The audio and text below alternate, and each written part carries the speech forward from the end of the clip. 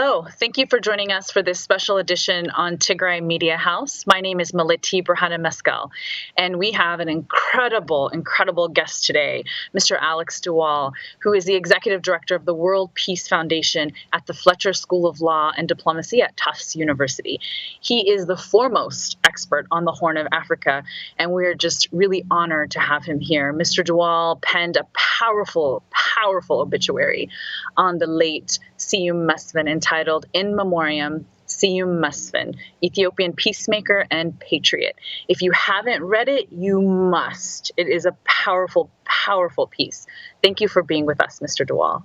It's a pleasure, but it is also so sad that it is this occasion that brings us together.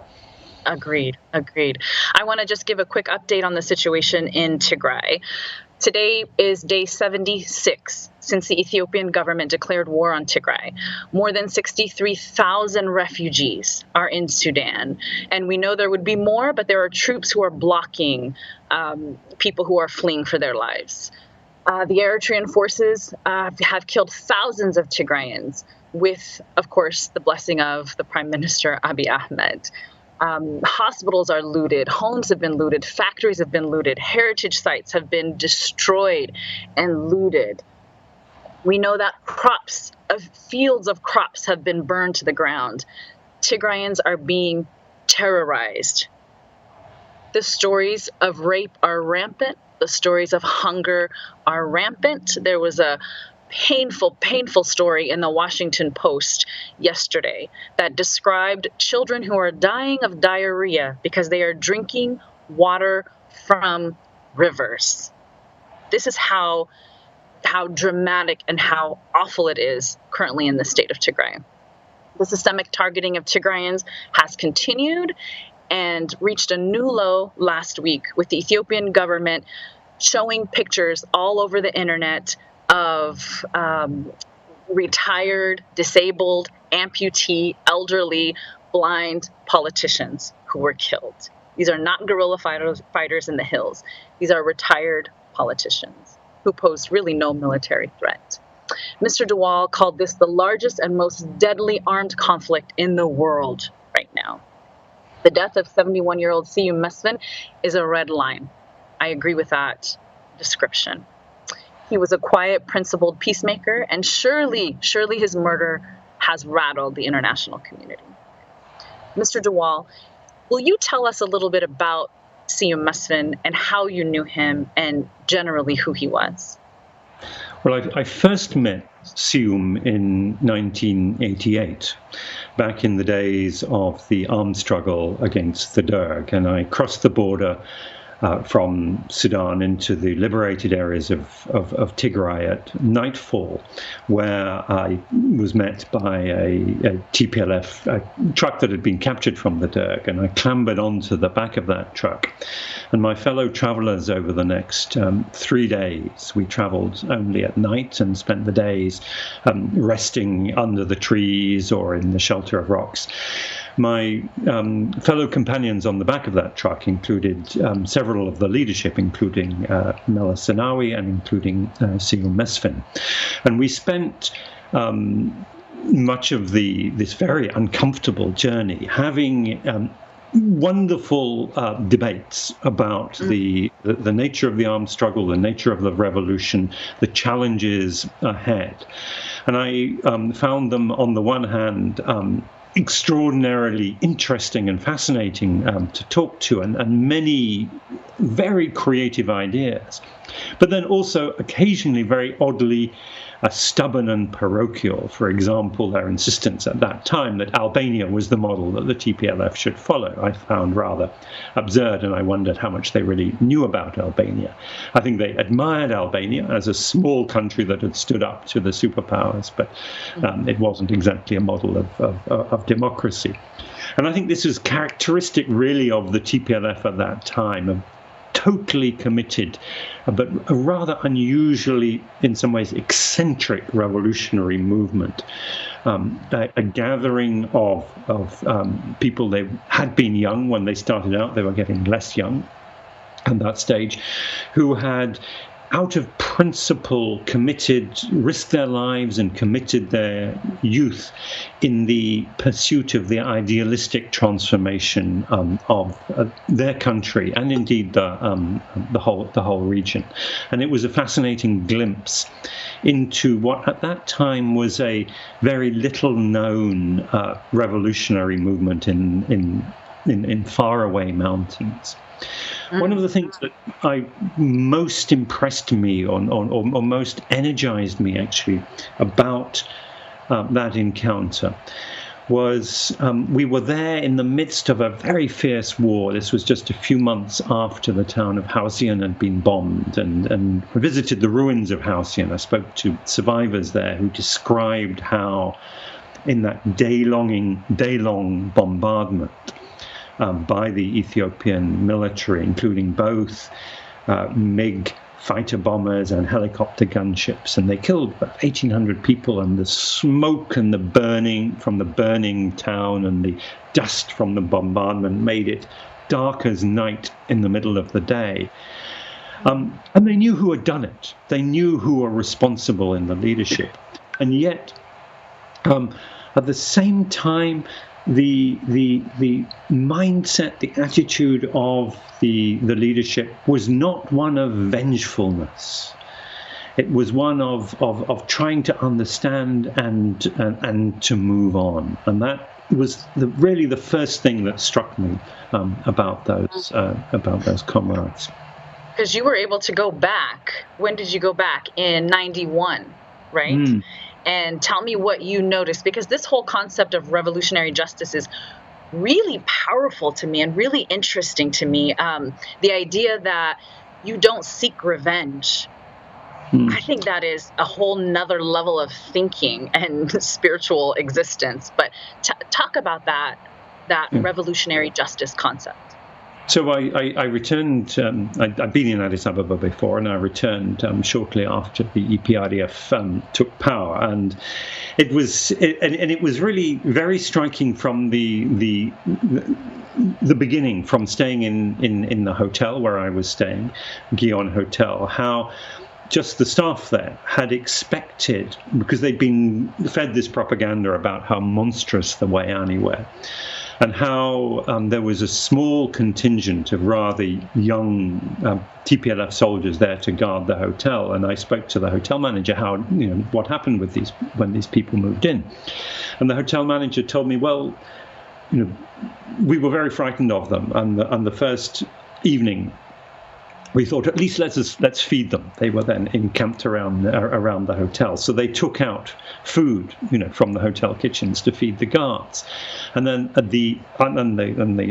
these soldiers ate the food, and then they asked for the bill, and the hotel owners were totally taken aback. Partly, of course, because these soldiers they'd never met soldiers who'd behaved in that way before, and also, of course, they couldn't pay the bill. So they said, no, this is just a gift. And the commander of the unit said, we're not supposed to accept gifts, but we will on this occasion. I then went to, and so there was something that was remarkable about the discipline and restraint exercised by the TPLF rank and file. And it went right the way up to the top.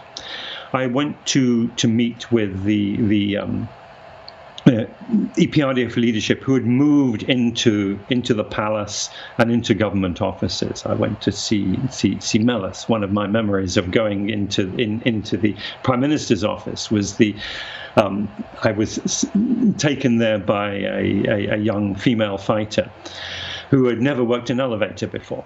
And so she was nervously pressing the buttons and then really didn't know how this elevator was going to work. And she was really quite frightened of it.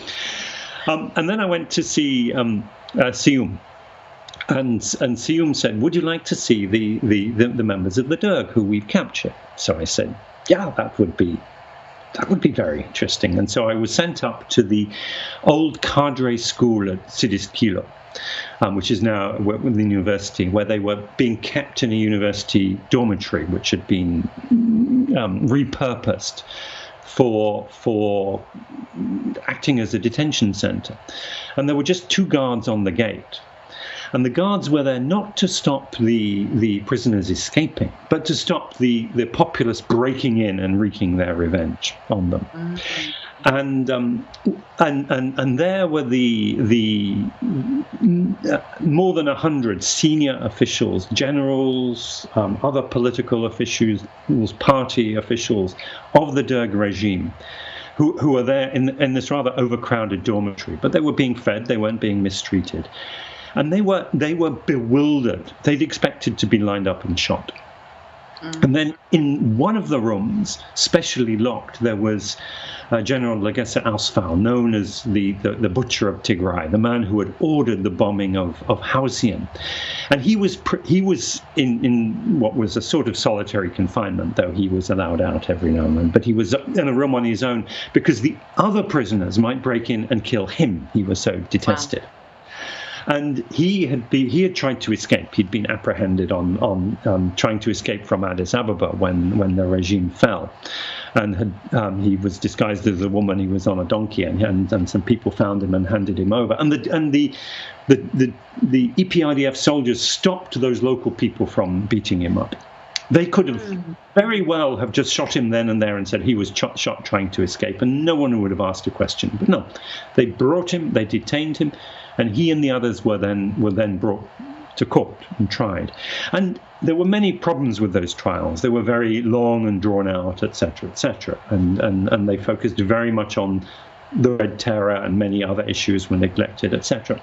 But the fact that at that time, this was 1991, this was before the special tribunals for Rwanda, the special tribunal for Bosnia, before the International Criminal Court, there was an Ethiopian domestic national initiative to bring these people to court rather than to murder them, which was what had happened before in Ethiopian history, notably in the revolution of 1974. This was very remarkable and certainly deserved praise, certainly deserved a lot more praise than it got at the time from the international community. That's powerful. You drew comparisons between Mengistu Haile Mariam and Abiy Ahmed that I found to be really powerful. You talked about how they were both instrumental in killing, or they both killed people who were instrumental in creating African institutions that should have protected and helped Africans. Can you touch on that for a second? And because I just think it's powerful that we're seeing, that Siyum was killed and he had such a role in the African Union. So can you touch on that for a second? First, let me make a clarification. We don't know who killed Mesfin and the others, and I wouldn't want to point the finger at anyone until we have a proper investigation. And sure. I think we're all aware that the most ruthless operator in this region, someone who never hesitates to kill, is the Eritrean president, Isaias Afwerki. And yes. As we investigate, I suspect we may find that a lot of what is happening at the moment is being done on the direct orders of Isaias by his people, and putting the Ethiopian government in the position of not knowing whether it should blame the Eritreans for killing these prominent Ethiopian citizens and indeed committing these other abuses, or whether it should admit responsibility itself. And so I think you're right. I think Abiy made a deal with the devil. No. Similarly, is the government of Ethiopia to say we invited the Eritreans in, or is it to say the Eritreans moved without permission, which of course is an invasion? Right. Well, we've seen all of those explanations up until this point, right? The story keeps changing as we get more. So data. It's really important to have clarity on that. Now, absolutely.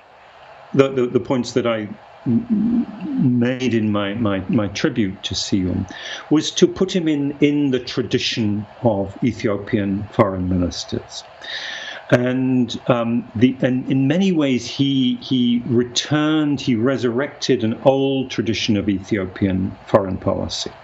And the twin tracks, if we go back to the Emperor Haile Selassie, he had a sort of twin tracks of his foreign policy. One was a principled multilateralism, promoting, Haile Selassie, of course, was famous for his speech at the League of Nations, standing up for the collective security against fascist aggression in the 1930s.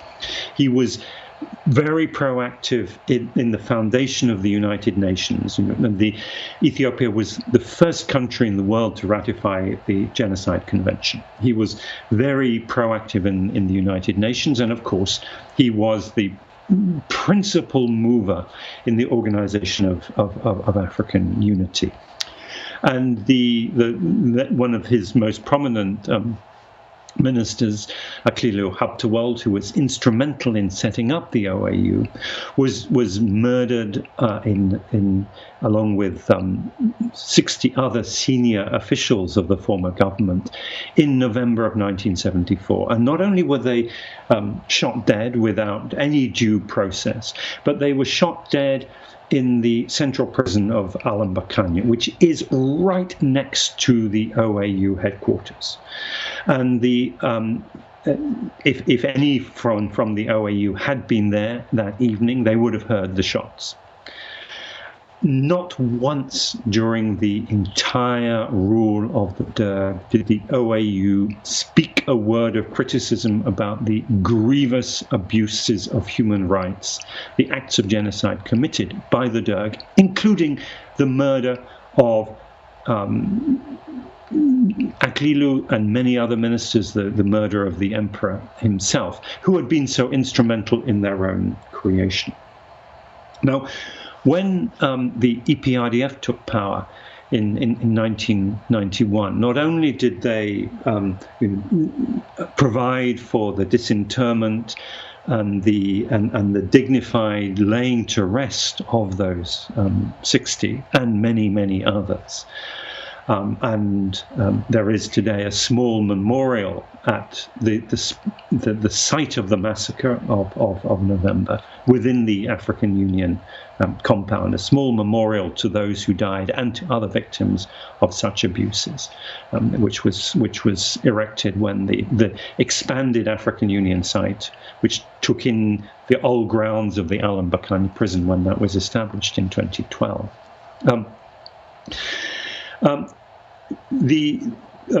One of the things that Seum did was he revived that old principle of investment in multilateralism, which was not just an investment in principle, but also an investment in the strategic positioning of Ethiopia in the broader region and the broader world.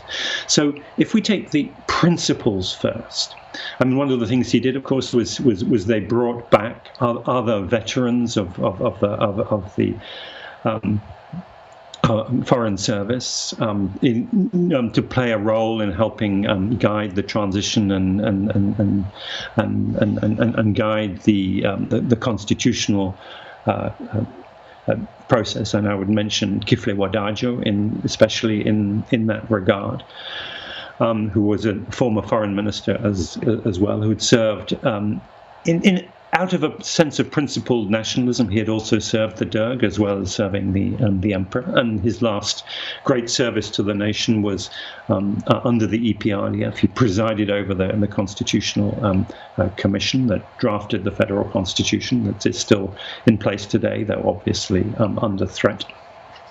So what Seum did was he invested in those multilateral principles. He invested in building up the African Union and its constitutive act, which has key provisions about unconstitutional change in government being prohibited, about not tolerating grave abuses like genocide and war crimes, and so on. But also, this was not just a matter of principle, this was also a strategic investment for Ethiopia, because Ethiopia, as a poor country, with rivals in the region, without any real deep strategic friends in the world, he saw the strategy as being to have friends everywhere and to build coalitions that could underpin Ethiopia's strategic position. And the most important of these was the African coalition that would help Ethiopia in its attempts to revisit the Nile Waters Agreement and build the Renaissance Dam. The Renaissance Dam being the centerpiece of the developmental state, the great vision of Meles Zenawi, that the route out of Ethiopia's humiliation wasn't what they used to call jingoism on an empty stomach. It wasn't saber rattling. It wasn't building a massive national army and saying we are proud. It was showing that you were proud by developing Ethiopia to be a capable, middle-income, well-educated country and so on. Yeah, now, in order to do that, it was important. It was vitally important to develop the Nile, which meant the Nile Basin Initiative was a strategic interest to Ethiopia. And Seyum got very passionate whenever that was questioned. And he became extremely animated and angry with the Prime Minister Abiy Ahmed for turning that on its head and going direct into negotiations with the Ethiopian with the Egyptians under U.S. mediation. He saw that as a complete betrayal, and he was passed. Well, I was going to ask you about that. So it seems that Abiy has reversed many of the views that TPLF and EPRDF had in relation to how they interact with their neighbors, including, a complete change in keeping the Gulf states at bay to now almost making unilateral decisions where he's, negotiating with Egypt and negotiating with, doing all of this in Saudi. So what are your thoughts about the realignments that Abiy seems to be making in relation to how Ethiopia used to operate? I mean, and how do you see that impacting what's happening currently? Well, I used to debate several issues quite intensely over the years, with particularly with Meles, but also with Seyum, and one of the debates we had was about the nature of sort of institutional politics and the developmental state, and the threat that would come from what I call the political marketplace or transactional politics. And I made the argument. The argument is in a book that I published a few years ago, The Real Politics of the Horn of Africa, that the greatest threat to the developmental project came from the mercenarization of politics in the region, the way in which neighboring states, and that above all included the states of the Arab world, tended to conduct their politics not on the basis of principled institutions, building multilateral organizations to promote democracy, the sorts of norms and principles and institutions that are embedded in the African Union. They went for a transactional basis, which is what's in it for us. Let's do this bilaterally. Let's do it like a real estate deal.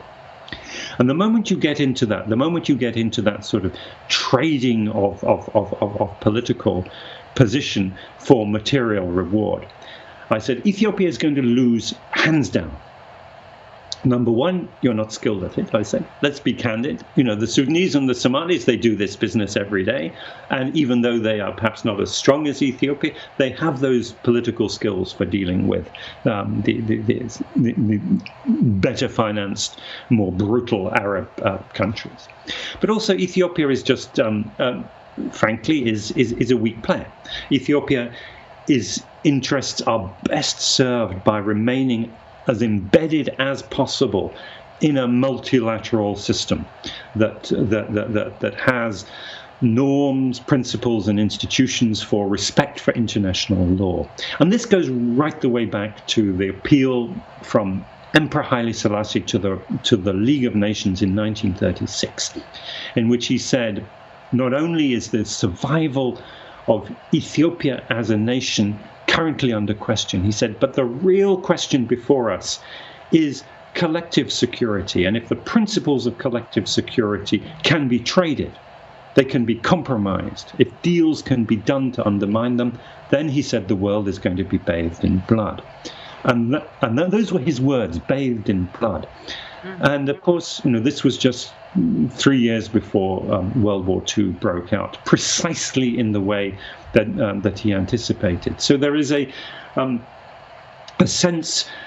So in the foreign policy and the developmental policy of Meles and Siyum, there is a sense of foreboding that the same could happen again, and it would happen, not perhaps through a massive invasion, but through Ethiopia losing sight of these core principles that actually have sustained its independence and its ability to protect its national autonomy over many decades. Do you see, I know Siyum was very involved in supporting the South Sudanese in their desire for self-determination. Say what you will, but TPLF and EPRDF was able to keep peace with Sudan over these disputed lands over this time. Do you see the South Sudanese or Sudan, North Sudan, how do you see them playing into this now? Well, in the mid-90s, of course, the situation, there was a very serious clash between Sudan and Ethiopia after the attempted assassination of Hosni Mubarak, the Egyptian president, in Addis Ababa in 1995. By militants based in Khartoum.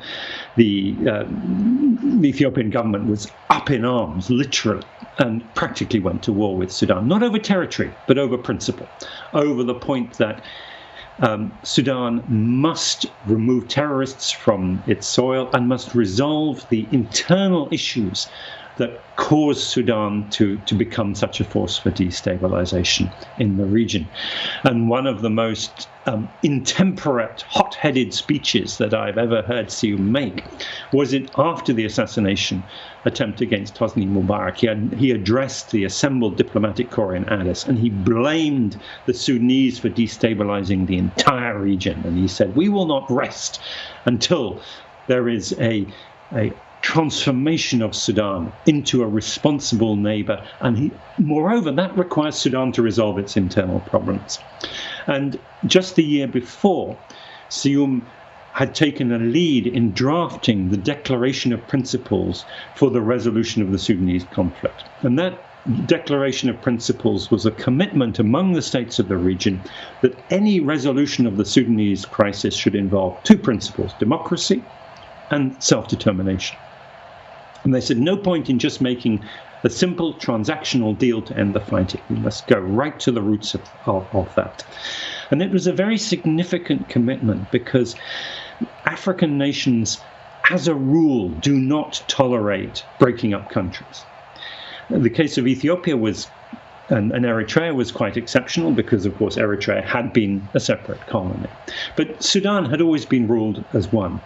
But the admission of Ethiopia and IGAD that the South Sudanese had the right of self-determination was the key breakthrough that allowed the South Sudanese to pursue self-determination and ultimately independence as a solution to their position within Sudan. And Siyum was absolutely instrumental in that.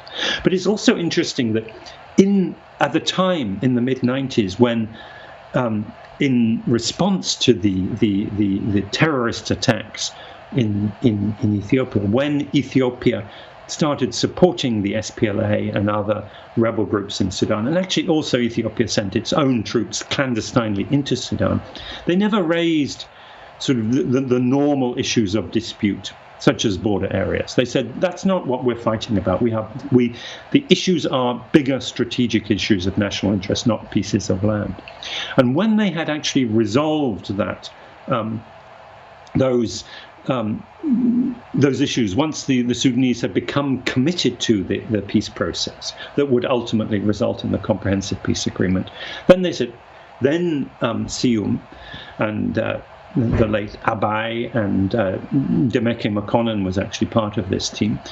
Then they said, now we must resolve the specific bilateral issues we have. And prominent among these was the failure to have the absence of a properly demarcated border. And when they examined the treaties, it looked as though the borderline actually was fairly clear. It was the one that is basically on all the maps. But many Ethiopians were actually living on the Sudanese side of the boundary. And they were farming in this area called Al-Fashaga. And so a deal was made, an arrangement was made. This is like so many boundaries in Africa, where the line is an arbitrary line. People live on both sides of it. It cuts across ancient ethnic territories, etc., etc. And they said, let's live and let live. Let's allow the Ethiopians who are living in Sudanese territory to continue to be there. They won't be disturbed, but they must know that actually this territory is Sudanese. And if there are places, where Sudanese are living in Ethiopia, we'll have the same. So that was the deal, and it really held because it's really the right sort of deal. It really held until very recently, the recent crisis. I think it's interesting that you said Ethiopia gave the South Sudanese the legitimacy, I guess, that they needed to become an independent nation.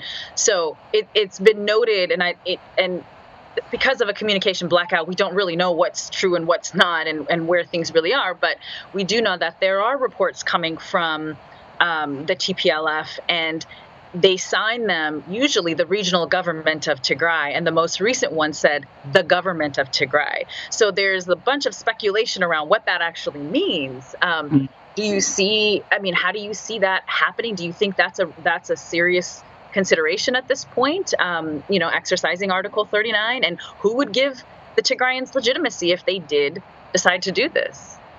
I think the big challenge for Ethiopians is to recognize at the moment that Tigrayans are Ethiopians. And if other Ethiopians want Tigrayans to feel part of the Ethiopian national community, they need to do a number of things. And I think those things are very, very obvious now. Stop the war. Remove any foreign forces that may be there.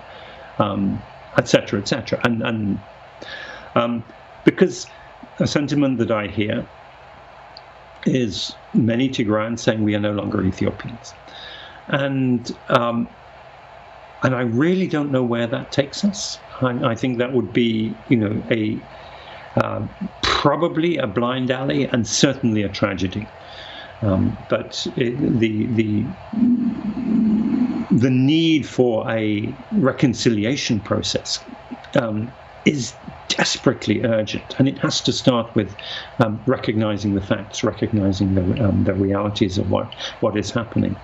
In terms of Article 39 of the Constitution, the principle, the sentiment underpinning Article 39 was undoubtedly that if there was a democratic failure at the center, then a region would be entitled to exercise the right of self-determination. The problem with this, of course, is that it's almost impossible to specify that in law, because if you're sharing sovereignty between a federal institution at the center and a regional one, when one is lacking, when one is suffering a catastrophic breakdown of legitimacy, or each is suffering a breakdown of legitimacy in the eyes of the other, it's almost impossible to think of a legal process that could actually resolve this. It has to be a political process of consensus. So,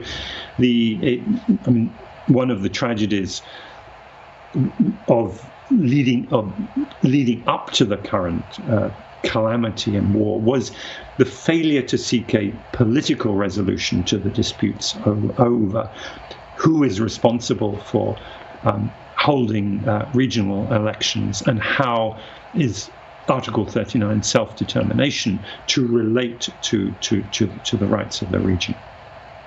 I hear that, but I would argue that declaring war on your own citizens is a catastrophic failure in democracy, and maybe I could see that what the process looks like, you're right, would be an interesting conversation. I think the other grand hypocrisy that a lot of Tigrayans are dealing with is there's this standoff with Sudan about the Sudanese being, coming into Ethiopian land and occupying Ethiopian land, whereas the Eritreans, it's well documented now that they are well into Tigray and that they are, the stories that we're hearing are that they're giving people IDs to be able to travel. These are the Eritreans who are doing this. And so I think the grand hypocrisy for us is that Abiy really is going to start another war with Sudan or go to war with Sudan, but he's turning a complete blind eye to the people in Tigray, where the Eritreans are. It's well documented, and there's plenty of imagery and plenty of evidence to show that they're occupying and terrorizing Tigray. And so I think that's a big hypocrisy and issue here, I think, for Tigrayan people. I don't know how you sort that out. Yeah. I think that in the Sudanese conflict, I think actually Abiy is the junior partner. The early on in the conflict, the Ethiopian government called on the Sudanese to send their army to the border to seal the border, which they did, and subsequently to complain that the army was in an area in which they hadn't expected them to go.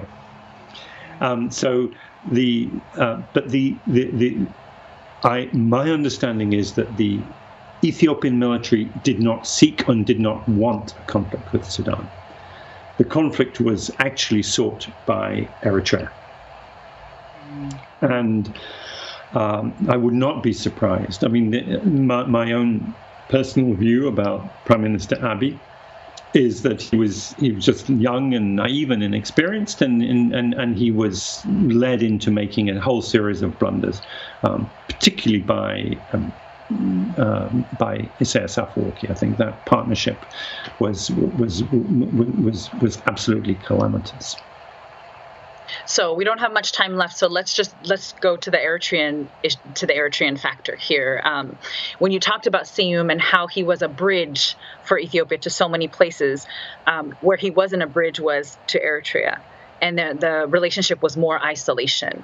And I think that Isaias fed the people of Eritrea this story about how Tigray and TPLF and Ethiopia is the reason everything is so terrible in Eritrea. And so we're seeing all of this brutality. TPLF has been criticized for how they dealt with Isaias, and with many people saying they should have killed him. They should have taken him out, as opposed to just waiting for his tyranny to end. How do you see that? What do you think about that criticism? And also, how do you think that plays into the brutality that we're seeing from the Eritreans? I think the strategy of Isaias, I mean, we only need to look at the way he has dealt with domestic opposition, his closest colleagues and rivals, many of whom have now been languishing totally incommunicado in detention for 19 years. I mean, he is somebody who does not hesitate to eliminate. That is his modus operandi. Was the EPRDF right in acting with restraint in 2000 when they concluded the war without seeking regime change in Asmara? I think there will be many of them who look back on that and have their regrets that they didn't take the chance when they had the military upper hand, and that they were respectful of international law and principle. And it's one of the it is so tragic that we are now in an era when it appears that those who violate, who disregard those international norms and principles and laws are the ones who have the upper hand. Well, I guess I'll close out with this thought, and then I'll give you the final word. I do want to remind people that the assassinations didn't just start now. And as you pointed out, we don't know what happened to Siyum and so many others who have been killed and their photos paraded all over social media. But don't forget the murder of General Sare Makonnen, which was recent, within the last 2 years, and engineer Semenyu Bekele, and Oromo singer Hachalu Hundessa. So we're seeing a trend here with political opponents and adversaries, I think, that I don't want people to forget. And I also just want to make the point that by killing Baba Mesfin, he was most certainly the face of the Tigrayan struggle. I absolutely agree with that. But killing a person doesn't kill a spirit and this desire for self-determination. So I don't think that goes away no matter how many individuals are killed. I want to give you the closing remarks because I know you knew a lot of these freedom fighters well. Whatever your thoughts are on either Baba Siyum or the current chaos in the area, we would love to hear.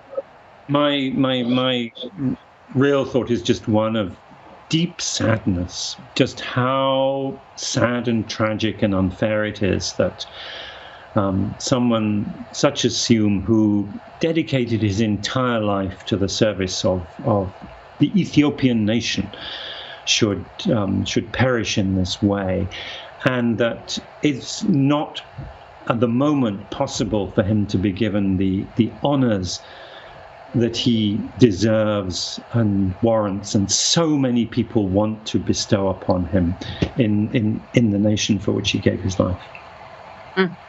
Mr. Dewal, thank you so much for your time. It's really a pleasure, and thank you for sharing your thoughts and for writing such a powerful obituary. We're grateful for that. Thank you.